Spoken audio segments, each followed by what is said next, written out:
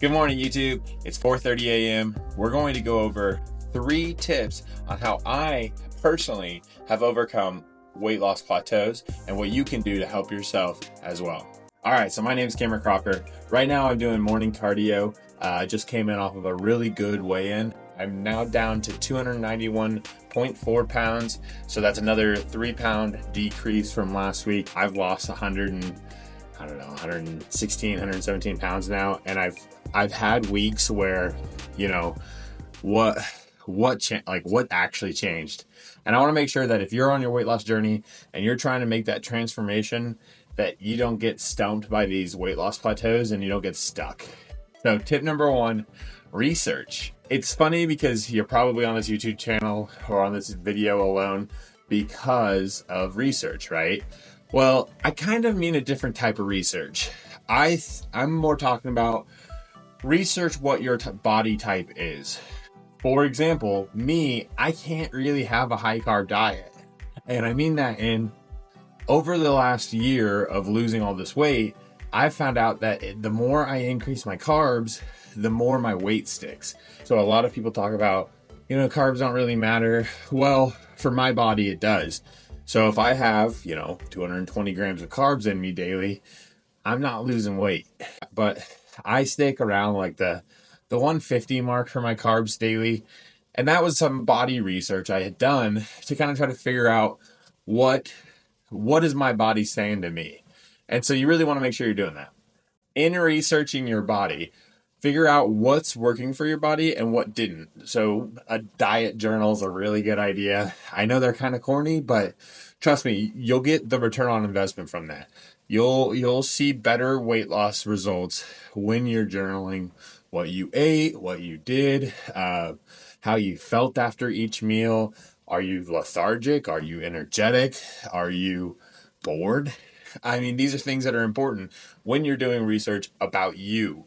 So these aren't things you can really find on YouTube videos. So research your body, tip number 1. All right, tip number 2 is a big one. Go get a hormone panel.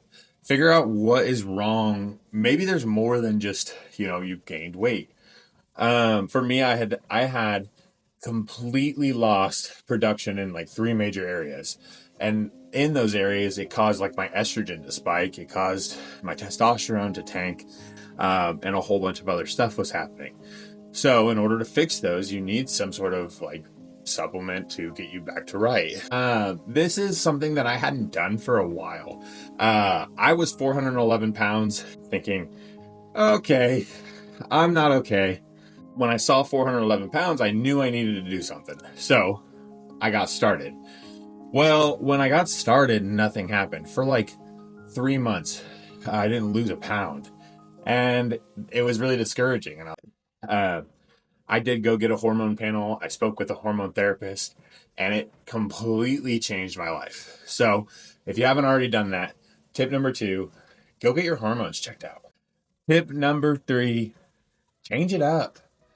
You have to constantly surprise your body. So like today, I'm going to do some running. Things I actually said last week I wouldn't do.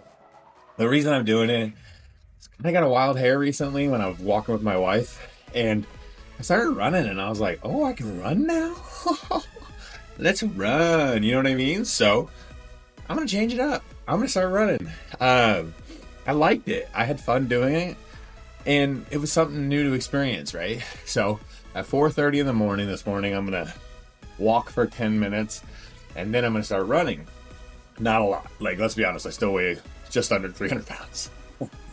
I'm not running a marathon today. But constantly change things up. You need to be challenging your body. So in that, if you're only doing cardio, right? Let's say I'm running a mile a day, every day, and that's my cardio, and that's my entire workout. Then add in some weights. Weights is a great way for you to build lean muscle and increase fat loss. If you're not doing that, throw it in. If you are doing weight training and you're only doing high repetition, like 15 to 20 reps on every lift, change that up. Go to an 8 to 12 rep range and increase the weight to where it hurts at the 8th to 12th rep. And that's a good way to overcome plateaus is your body is confused. It's like, I don't, I haven't seen this. I don't understand why we're lifting 70-pound dumbbells. You know what I mean?